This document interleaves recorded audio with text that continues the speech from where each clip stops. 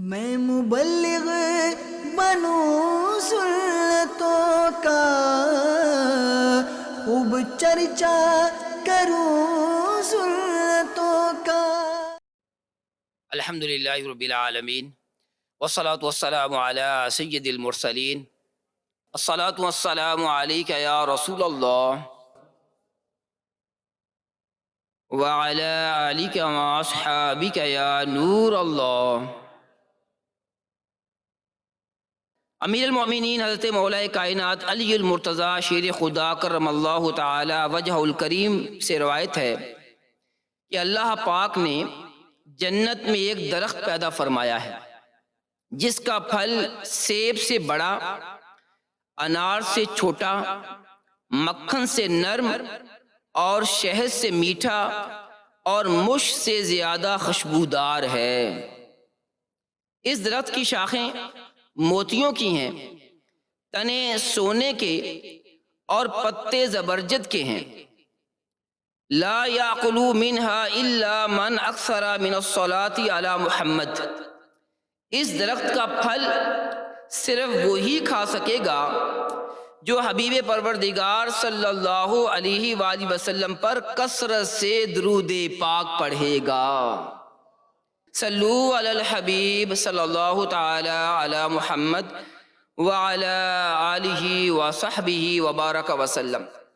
پیارے پیارے اسلامی بھائیوں، مدنی چینل کے ناظرین، جب بھی بیان سنیں تو اچھی اچھی نیتیں کر لیا کریں۔ نیت المؤمن خیر من عملہ، مسلمان کی نیت اس کے عمل سے بہتر ہے۔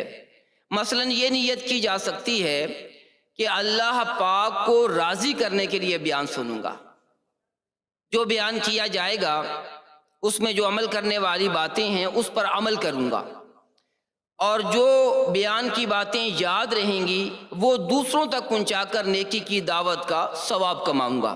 اس طرح دیگر نیتیں بھی کی جا سکتی ہیں۔ حضرت سیدنا عبداللہ بن عباس رضی اللہ تعالیٰ عنہما ارشاد فرماتے ہیں، میں امیر المؤمنین حضرت سیدنا عمر فاروق اعظم رضی اللہ تعالیٰ عنہ کے پاس تھا۔ آپ لوگوں کو ان کے کوائف کے بارے میں بتا رہے تھے۔ اسی دوران آپ کے قریب سے ایک ایسا بوڑھا آدمی گزرا جو اندھا اور لنگڑا تھا۔ اس کے آگے آگے ایک اور آدمی چل رہا تھا جو اس لنگڑے نبینا کو سختی سے گھسیٹتا ہوا جا رہا تھا۔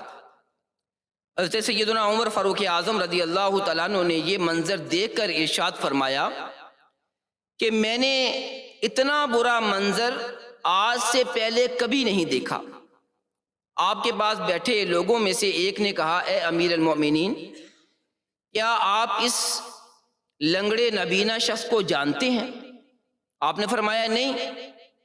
اس نے کہا کہ یہ ابن صبغہ ہے جس پر بریق کی پھٹکار پڑی ہے، اس کی بددعا جو ہے اسے ملی ہے۔ حضرت سیدنا عمر فاروق اعظم رضی اللہ تعالیٰ عنہ نے فرمایا کہ بریق تو ان کا لقب ہے، مگر ان کا نام کیا ہے؟ لوگوں نے بتایا کہ ان کا نام اعجاز ہے۔ فرمایا اعجاز کو میرے پاس لاؤ۔ جب وہ آئے تو آپ نے ان سے فرمایا کہ مجھے اپنا اور بنو صبغہ کا واقعہ تو سناؤ۔ انہوں نے عرض کی، اے امیر المؤمنین، یہ زمانہ جہلیت کا معاملہ ہے جس کا قصہ ختم ہو چکا ہے۔ اب تو اللہ پاک نے اسلام طلوع فرما دیا ہے۔ حضرت سیدنا عمر فاروق اعظم رضی اللہ تعالیٰ عنہ نے فرمایا کہ اللہ کریم معاف فرمائے، جب سے اللہ پاک نے ہمیں دین اسلام کے ذریعے عزت عطا فرمائی ہے تب سے ہمیں یہ زیب نہیں دیتا کہ ہم زمانہ جہلیت کے کسی معاملے کے بارے میں گفتگو کریں۔ تاہم تم بنو صبغہ کا عبرت انگیز واقعہ بیان کرو۔ اعجاز نے واقعہ سناتے ہوئے بتایا کہ زمانہ جہلیت میں صبغہ کے 10 بیٹے تھے، میں ان کا چچا زاد بھائی تھا۔ میرے بھائیوں میں سے میرے علاوہ کوئی باقی نہیں بچا تھا، فوت ہو گئے تھے۔ میں اپنے چچا زاد بھائیوں کے پڑوس میں رہتا تھا۔ میری پوری قوم میں وہی میرے سب سے زیادہ قریبی رشتہ دار تھے، میرے چچا زاد بھائی، لیکن وہ مجھ پر ظلم و ستم کیا کرتے تھے، میرے ساتھ برا سلوک کرتے، میرا مال بھی ناحق چھین لیتے تھے۔ میں انہیں اللہ پاک کا خوف دلاتا، رشتہ داری اور ہمسائیگی کا واسطہ دیتا، مگر وہ مجھ سے اپنے ظلم کا ہاتھ نہیں روکتے تھے، برابر ظلم کرتے رہتے تھے۔ چنانچہ میں نے ان کی حالت پر انہیں چھوڑ دیا، حتیٰ کہ جب حرمت یعنی عظمت و پاکیزگی والا مہینہ رجب آیا تو میں نے آسمان کی طرف ہاتھ اٹھا کر ان کے لیے بد دعا کی، اے اللہ، میں دل کی گہرائیوں سے یہ دعا کرتا ہوں کہ تو ایک کے علاوہ سبغا کے سارے بیٹوں کو ہلاک فرما دے اور اس ایک کو لنگڑا اور اندھا کر دے، اور کوئی ایسا شخص ہو جو اسے سختی سے کھینچتا پھرے۔ چنانچہ اسی سال ایک ایک کر کے ان میں سے 9 افراد مر گئے، اور یہ ایک باقی بچا جو اندھا ہو گیا، اس کی ٹانگیں بھی مفلوج ہو گئیں، جیسا کہ آپ دیکھ رہے ہیں۔ اسے لانے لے جانے والا شخص اسے گھسیٹ کر لاتا ہے اور لے جاتا ہے، وہ بھی آپ نے دیکھ لیا ہے۔ حضرت سیدنا فاروق اعظم رضی اللہ تعالی عنہ نے فرمایا، بے شک یہ بہت ہی عجیب واقعہ ہے۔ پیارے پیارے اسلام بھائیو، واقعی دوسروں پر ظلم و ستم کرنا، ان کا مال ناحق چھین لینا، ایسے لوگوں کا انجام عبرت والا ہے۔ جیسا کہ آپ نے یہ واقعہ سنا، لوگوں پر جو بلا وجہ روب جمانے، اپنی قوت بازو آزمانے کی کوشش کرتے ہیں، وہ یاد رکھیں کہ مظلوم کی آہ کا وہ شکار ہو سکتے ہیں۔ کسی منصب سے ناجائز فائدہ اٹھا کر غریبوں اور مزدوروں کو ڈرانے دھمکانے اور ظلم ستم کرنے والوں کے لیے بھی عبرت کا مقام ہے، کیونکہ جب مظلوم ظالم کے لیے بارگاہ الہی میں فریاد کرتا ہے تو اس کی فریاد سنی جاتی ہے اور اس کا انجام بہت برا ہوتا ہے۔ ہمارے پیارے آقا صلی اللہ علیہ وآلہ وسلم نے ارشاد فرمایا، مظلوم کی بد دعا سے بچو، بے شک اس کی بد دعا اور اللہ پاک کے درمیان کوئی رکاوٹ نہیں۔ بیان کردہ واقعے سے یہ بھی معلوم ہوا رجب شریف میں دعائیں قبول ہوتی ہیں اور اس کی بڑی اہمیت ہے۔ تاریخ ابن عساکر کی ایک طویل روایت ہے کہ زمانے جاہلیت میں بھی لوگ اس مہینے کی تعظیم کیا کرتے تھے۔ رجب کی تعظیم زمانے جاہلیت میں بھی کی جاتی تھی۔ ظالم کے بارے میں، ظلم کرنے والے کے بارے میں دعا مؤخر کر لیا کرتے تھے، روک لیا کرتے تھے، اور جب رجب کا مہینہ آتا تھا تو ظالم کے خلاف دعا کرتے تو ان کی دعا قبول ہو جاتی تھی، جیسا کہ آپ نے واقعہ بھی سنا۔ حضرت امام زکریا رحمۃ اللہ علیہ اور شارح بخاری حضرت امام قسطلانی رحمۃ اللہ علیہ فرماتے ہیں، کثیر احادیث مبارکہ سے رجب شریف کی عظمت و شان دلالت کرتی ہے۔ اس میں عبادتیں قبول ہوتی ہیں، دعائیں مستجاب ہوتی ہیں، یعنی قبول ہوتی ہیں۔ زمانے جاہلیت میں کوئی مظلوم شخص اگر ظالم کے لیے بد دعا کرنا چاہتا تو اپنا ارادہ ماہ رجب تک مؤخر کر دیا کرتا تھا۔ رجب کے آنے پر ظالم کے خلاف دعا کرتا تو وہ دعا قبول ہو جایا کرتی تھی۔ پیارے پیارے اسلامی بھائیوں، ماہ رجب اس کی جو پہلی رات ہے یہ بڑی اہمیت کی حامل ہے کہ اس میں دعائیں قبول ہوتی ہیں۔ تو آئیے حدیث پاک سنتے ہیں۔ حضرت عبداللہ بن عمر رضی اللہ تعالیٰ عنہما فرماتے ہیں، 5 راتیں ایسی ہیں جس میں دعا رد نہیں کی جاتی، جو دعا کی جاتی ہے وہ قبول ہو جاتی ہے۔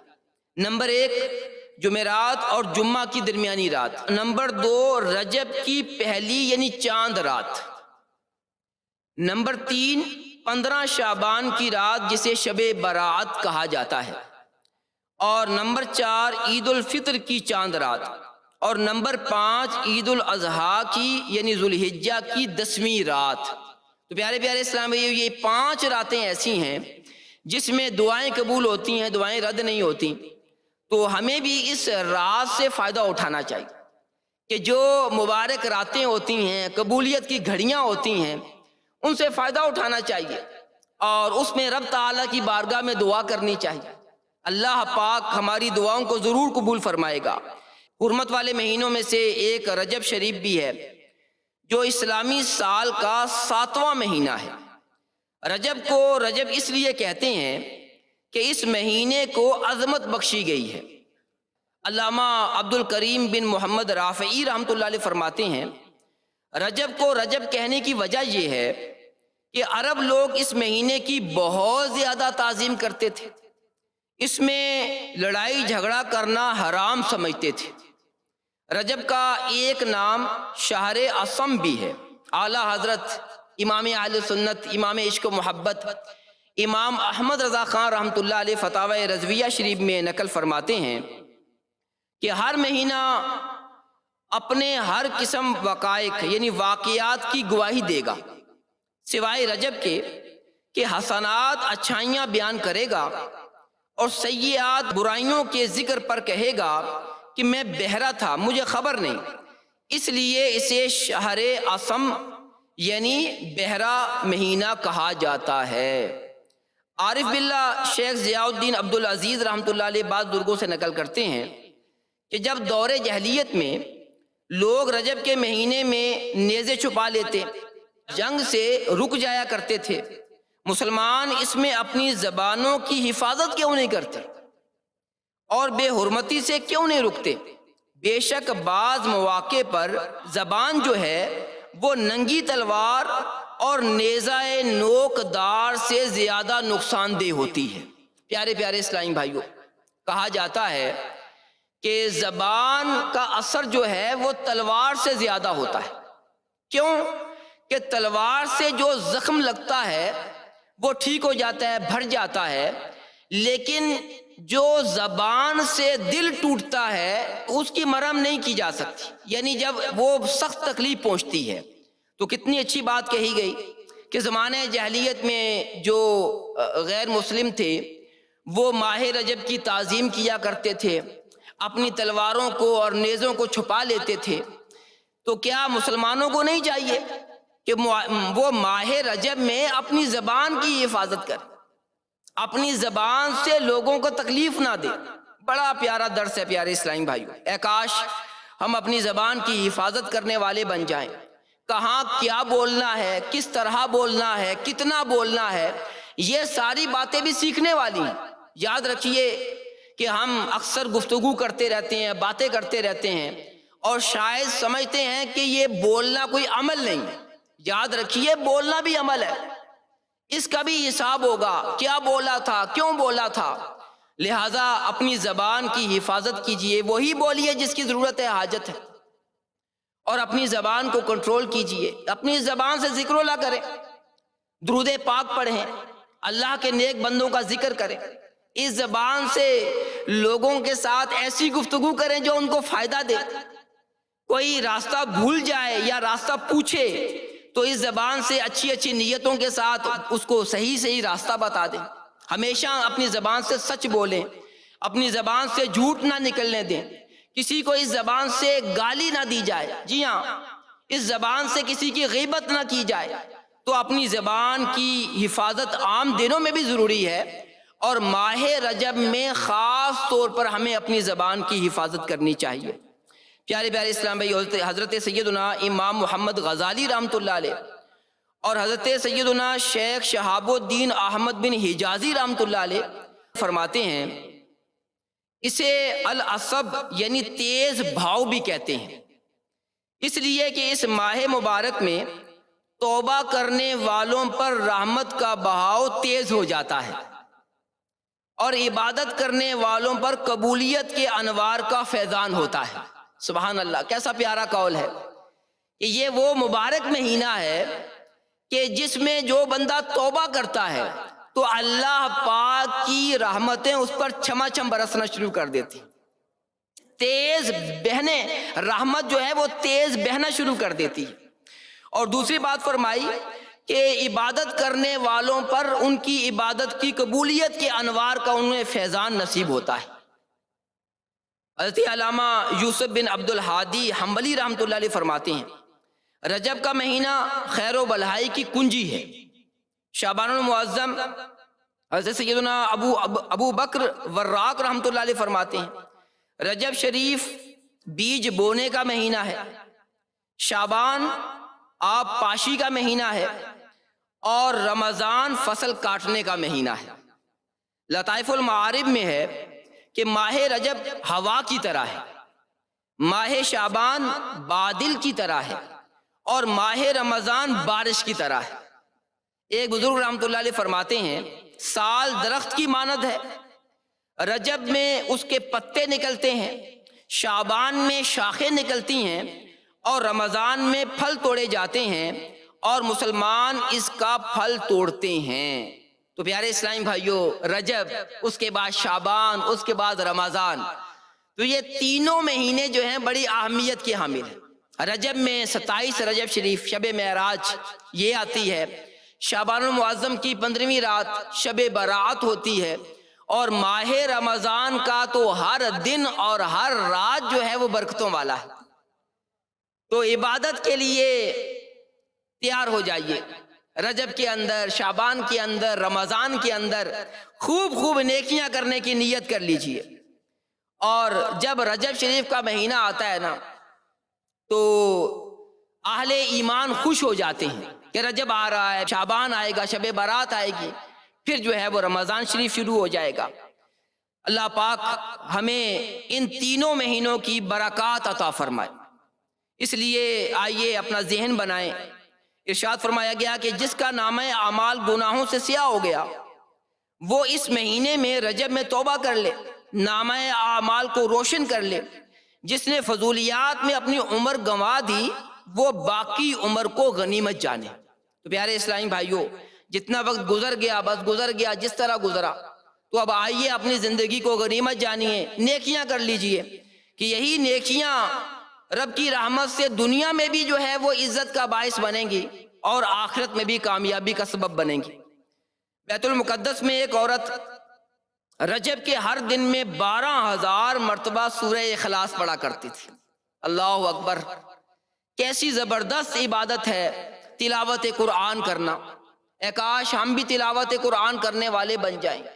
یہ ایک ایسی خوش نصیب خاتون تھیں کہ روزانہ 12,000 مرتبہ سورہ اخلاص کی تلاوت کیا کرتی تھی۔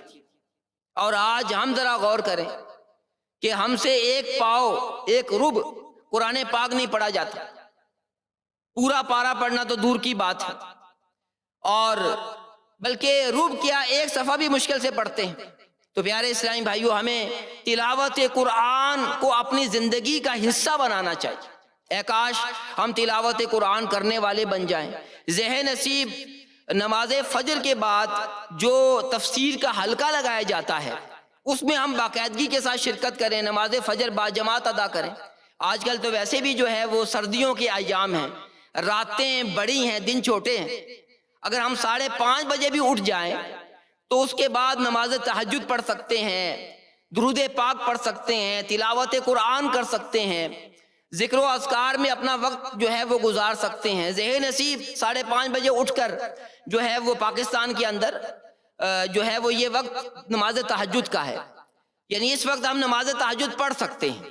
ویسے تو نماز تہجد کا وقت کسی وقت بھی جو ہے نماز عشاء کے بعد اگر ہم لمحہ بھر بھی سو جائیں تو اس کے بعد اٹھ کر نماز تہجد ادا کی جا سکتی ہے، لیکن کیونکہ عمومی طور پر سحر کے وقت جو ہے نماز تہجد ادا کی جاتی ہے تو 5:30 بجے اٹھ کر ہم نماز تہجد اور ذکر و اذکار اور پھر نماز فجر پڑھ سکتے ہیں۔ تو نماز فجر کے بعد الحمدللہ دعوت اسلامی کے مبلغین تفسیر کا حلقہ لگاتے ہیں، تو آپ اس تفسیر کے حلقے میں شرکت کر لیں کہ اللہ پاک نے جو کتاب قرآن پاک جو ہے وہ ہمیں عطا فرمائی ہے تو اس میں اللہ پاک نے ہمیں کیا حکم ارشاد فرمایا ہے، کس بات سے منع فرمایا ہے۔ تو یہ قرآن پاک کی یوں تلاوت پڑھیں گے، تلاوت کریں گے، تلاوت سنیں گے اور ترجمہ قرآن پڑھیں گے، تفسیر پڑھیں گے تو معلوم ہوگا نا۔ تو ذہن نصیب کہ ہم تفسیر کے حلقے میں شرکت کریں اور قرآن پاک کے فیضان سے اپنے آپ کو منور کریں، نیت کر لیں کہ تلاوت قرآن بھی کریں گے، اس کا ترجمہ بھی پڑھیں گے، اس کی تفسیر بھی پڑھیں گے، سنیں گے انشاءاللہ۔ تو وہ جو عورت ہے، خاتون، وہ 12,000 مرتبہ رجب میں سورہ اخلاص پڑھا کرتی تھی۔ اس پورے مہینے میں اونی لباس پہن کر عبادت کیا کرتی تھی۔ ایک بار وہ بیمار ہو گئی، اس نے اپنے بیٹے کو وصیت کی کہ مجھے اسی اونی لباس میں کفن دیا جائے اور مجھے دفن کیا جائے۔ جب وہ مر گئی، اس کے بیٹے نے اسے عمدہ کپڑوں کا کفن پہنایا۔ رات کو اس نے خواب میں اپنی والدہ کو دیکھا کہ وہ کہہ رہی تھی کہ میں تجھ سے خوش نہیں کیونکہ تو نے میری وصیت پوری نہیں کی۔ وہ گھبرا کر اٹھ بیٹھا، اپنی ماں کا وہ لباس اٹھایا تاکہ اسے بھی قبر میں دفن کرائے۔ اس نے جا کر ماں کی قبر کھودی، مگر اسے قبر میں کچھ نہیں ملا، کچھ نظر نہیں آیا۔ وہ بہت حیران ہوا۔ تب اس نے یہ ندا سنی کہ کیا تجھے معلوم نہیں کہ جس نے رجب میں ہماری اطاعت کی، ہم اسے تنہا اور اکیلا نہیں چھوڑتے۔ گناہوں سے مجھ کو بچا یا الہی، بری عادتیں بھی چھڑا یا الہی، خطاؤں کو میری مٹا یا الہی، مجھے نیک خصلت بنا یا الہی، مطیع اپنا مجھ کو بنا یا الہی، سدا سنتوں پر چلا یا الہی۔ صلو علی الحبیب صلی اللہ تعالی علی محمد وعلی آلہ وصحبہ وبارک وسلم۔ پیارے پیارے اسلامی بھائیوں، رجب شریف کو کیسے گزارنا چاہیے؟ جیسے میں نے عرض کیا کہ تلاوت قرآن میں گزاریے، اپنی زبان کی حفاظت کرنے میں، اللہ پاک کے ذکر میں گزاریے، اور ماہ رجب میں دعا کرتے رہے کہ ماہ رجب میں دعائیں قبول ہوتی ہیں۔ ہمارے پیارے آقا علیہ الصلوۃ والسلام کی ایک پیاری سی دعا آپ کے سامنے ذکر کرتا ہوں کہ ہمارے پیارے آقا صلی اللہ علیہ وآلہ وسلم کیا دعا کیا کرتے تھے؟ اللہم بارک لنا فی رجب و شعبان وبلغنا رمضان، یعنی یا اللہ میرے لیے رجب اور شعبان میں برکت فرما اور ہمیں رمضان نصیب فرما۔ اس حدیث پاک کی شرح میں مفسر قرآن مفتی احمد یار خان رحمۃ اللہ علیہ نقل فرماتے ہیں کہ صوفیہ اکرام رحمۃ اللہ علیہم فرماتے ہیں کہ رجب تخم یعنی بیج بونے کا مہینہ ہے، شعبان پانی دینے اور رمضان کاٹنے کے۔ رجب میں نوافل میں خوب کوشش کرو، شعبان میں اپنے گناہوں پر رو، اور رمضان میں رب تعالیٰ کو راضی کر کے اس کھیت کو خیریت سے کاٹو۔ ان کے اس قول کا ماخذ یہ حدیث پاک ہے، یعنی رجب میں ہماری عبادتوں میں برکت دے، شعبان میں خشوع و خضوع عطا فرما، اور رمضان کا پانا اس میں روزے اور قیام نصیب کر۔ پیارے پیارے اسلامی بھائیوں، اس حدیث پاک سے یہ بھی معلوم ہوا کہ نیک اعمال کے لیے فضیلت والے زمانے تک زندہ رہنے کی دعا کرنا مستحب ہے۔ یعنی یہ دعا کی جا رہی ہے نا کہ یا اللہ ہمارے لیے رجب اور شعبان میں برکت فرما اور ہمیں رمضان نصیب فرما۔ تو اس کے تحت فرماتے ہیں کیونکہ بندہ مومن کی عمر زیادہ ہوتی ہے تو اس کی بھلائی ہی زیادہ ہوتی ہے، اور لوگوں میں سے بہترین انسان وہ ہے جس کی عمر لمبی ہو اور اعمال نیک ہوں۔ بزرگان دین فرماتے ہیں، اس چیز کو پسند فرماتے ہیں کہ انہیں نیک اعمال کے بعد موت آئے، یعنی جو نیک لوگ ہیں، بزرگان دین ہیں، اولیاء کرام ہیں، ان کی تمنا یہ ہے کہ جب ہماری موت آئے تو نیک اعمال کے بعد آئے۔ مثلا نیک لوگ یہ تمنا کرتے ہیں کہ ماہ رمضان میں ہم خوب روزے رکھیں، عبادت کریں، تلاوت قرآن کریں، نماز تراویح پڑھیں، دیگر عبادات کریں، اور اس کے بعد ہمیں موت آئے۔ اسی طرح بزرگان دین یہ خواہش رکھتے ہیں کہ حج کی سعادت حاصل کریں، حج ادا کریں، اس کے بعد ہمیں موت آئے۔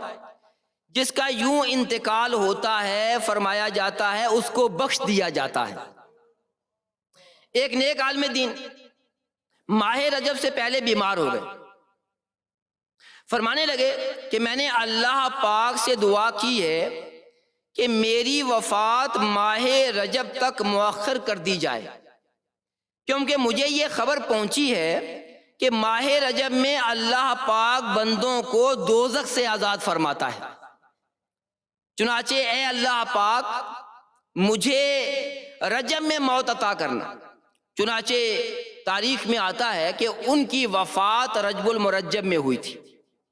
ہمارے پیارے نبی صلی اللہ علیہ وآلہ وسلم رجب شریف کی فضیلت بیان کرتے ہوئے ارشاد فرماتے ہیں، رجب شہر اللہ، رجب یہ اللہ کا مہینہ ہے، و شعبان و شہری، اور شعبان میرا مہینہ ہے، و رمضان و شہر امتی، اور رمضان میرے امتیوں کا مہینہ ہے۔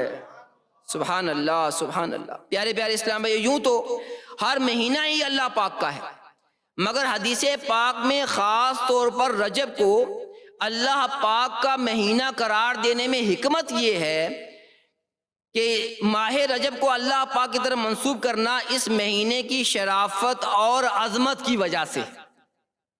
شیخ شہاب الدین احمد بن حجازی رحمۃ اللہ علیہ اس حدیث پاک کے تحت فرماتے ہیں، حرمت والے 3 مہینے ذوالقعدہ، ذوالحجہ اور محرم تو لگاتار ہیں، ایک مہینہ تنہا ہے جو رجب ہے۔ صوفیہ اکرام فرماتے ہیں کہ بے شک اللہ پاک یکتا ہے، اکیلا ہے، اللہ پاک کا مہینہ بھی تنہا ہے، لہذا اللہ پاک سے محبت کرنے والوں کو بھی چاہیے کہ وہ اپنی محبت تنہا کے ساتھ رکھے، تاکہ دنیا میں اس کے اندر یکتا کی عبادت کی صلاحیت پیدا ہو اور آخرت میں یکتا کے دیدار کی قابلیت پیدا ہو جائے۔ سبحان اللہ سبحان اللہ۔ تو پیارے پیارے اسلامی بھائیوں، رجب شریف کے اندر ہمیں خوب عبادتیں کرنی ہیں، اللہ پاک کو راضی کرنا ہے، تلاوت قرآن کرنی ہے، اپنی زبان کی حفاظت کرنی ہے اور نفلی روزے رکھنے۔ جی ہاں، رجب شریف میں نفلی روزے رکھنے کے بھی کئی فضائل ہیں۔ آئیے چند ایک فضائل سنتے ہیں۔ حضرت سیدنا انس رضی اللہ تعالیٰ عنہ سے روایت ہے کہ جنت میں ایک نہر ہے جسے رجب کہا جاتا ہے، اس کا پانی دودھ سے زیادہ سفید، شہد سے زیادہ میٹھا ہے، جس نے رجب کے 1 دن کا روزہ رکھا تو اللہ پاک اسے اس نہر سے سیراب کرے گا۔ مشہور تابعی بزرگ حضرت سیدنا ابو قلابہ رحمۃ اللہ علیہ فرماتے ہیں، رجب کے روزہ داروں کے لیے جنت میں ایک محل ہے۔ پیارے پیارے اسلامی بھائیوں، عارف باللہ شیخ ضیاء الدین عبدالعزیز رحمۃ اللہ علیہ فرماتے ہیں، جس نے رجب کے 7 روزے رکھے اس کے لیے جہنم کے دروازے بند کر دیے جاتے ہیں، اور جس نے 10 روزے رکھے وہ اللہ پاک سے جو مانگتا ہے اللہ پاک اسے عطا فرماتا ہے۔ تو پیارے پیارے اسلامی بھائیوں، ماہ رجب میں ہمیں روزے بھی رکھنے ہیں، نفلی روزے رکھنے ہیں۔ امیر اہل سنت نے ترغیب دلائی ہے مدنی مذاکرے میں کہ کم از کم ہم رجب شریف میں 2 روزے رکھیں، اور رب تعالیٰ توفیق دے تو 4 روزے رکھیں، مزید توفیق دے تو 7 روزے رکھیں، اور رب کی رحمت سے دعوت اسلامی کے مدنی ماحول سے وابستہ بعض اسلامی بھائی اور اسلامی بہنیں ایسی بھی ہیں کہ جو پورے ماہ رجب میں روزے رکھتے ہیں، ماہ رجب پھر شعبان کے روزے بھی رکھتے ہیں، اور پھر جو ہے وہ رمضان کے روزے بھی رکھتے ہیں، یعنی 3 مہینوں کے مسلسل روزے رکھتے ہیں۔ کیسے خوش نصیب ہیں وہ اسلامی بھائی اور اسلامی بہنیں۔ اگر ہم سارا رجب کا مہینہ روزے نہیں رکھ سکتے تو کم از کم 2 روزے تو رکھ ہی لیں۔ 27 رجب کے روزے رکھنے کے جدا سے بھی فضائل ہیں، تو اور نہیں تو کم از کم 27 رجب کا روزہ ہی رکھ لیں۔ تو پیارے پیارے اسلام بھائیو، ایک اور بات، نفلی روزے رکھنے کے ساتھ ساتھ ہمیں ماہ رجب میں استغفار بھی پڑھنا چاہیے۔ استغفار کرنے کے بھی بڑے فضائل ہیں۔ پیارے آقا علیہ الصلوۃ والسلام نے ارشاد فرمایا، رجب کے مہینے میں استغفار کی کثرت کرو، بے شک اس کے ہر لمحے میں اللہ کریم کئی افراد کو آگ سے نجات عطا فرماتا ہے۔ سبحان اللہ۔ حضرت وہب بن منبہ رحمۃ اللہ علیہ فرماتے ہیں، جو شخص رجب کے مہینے میں صبح و شام ہاتھ اٹھا کر 70 مرتبہ اس طرح مغفرت کی دعا کرے، اللہم اغفر لی وارحمنی وتب علیہ، یعنی اے اللہ مجھے میری مغفرت فرما، مجھ پر رحم فرما اور میری توبہ قبول فرما تو اس کے جسم کو کبھی بھی آگ نہیں چھوئے گی۔ تو کیسی پیاری دعا ہے کہ اللہ پاک کی بارگاہ میں ہم یہ دعا کریں کہ یا اللہ میری مغفرت فرما دے، مجھ پر رحم فرما، میری توبہ کو قبول فرما لے۔ تو ہمیں یہ دعا بھی پڑھنی چاہیے، استغفار کی کثرت کرنی چاہیے۔ پیارے پیارے اسلامی بھائیو، اللہ پاک ہم سب کو کثرت سے استغفار کرنے کی بھی توفیق عطا فرمائے۔ دعوت اسلامی کے مدنی ماحول سے وابستہ رہیں گے تو انشاءاللہ اسی طرح نیکی کی دعوت پر، نیکی کے بارے میں، نیکی کی ترغیب پر بیانات سنتے رہیں گے۔ اللہ پاک ہم سب کو عمل کرنے کی توفیق عطا فرمائے، زیادہ سے زیادہ نیکیاں کرنے کی سعادت عطا فرمائے، نیک صحبت عطا فرمائے۔ ذہن نصیب ماہ رجب میں ہم عاشقان رسول کے ساتھ مدنی قافلے میں سفر بھی کریں، کہ مدنی قافلے میں جب بندہ سفر کرتا ہے تو مزید جو ہے وہ نیکی کرنے کا جذبہ پیدا ہوتا ہے۔ تو اللہ پاک ہم سب کو مدنی قافلوں کا مسافر بھی بنائے، آمین بجاہ النبی الامین صلی اللہ علیہ وآلہ وسلم۔ صلو علی الحبیب صلی اللہ تعالی علی محمد۔ میں مبلغ بنوں سنتوں کا، خوب چرچا کروں سنتوں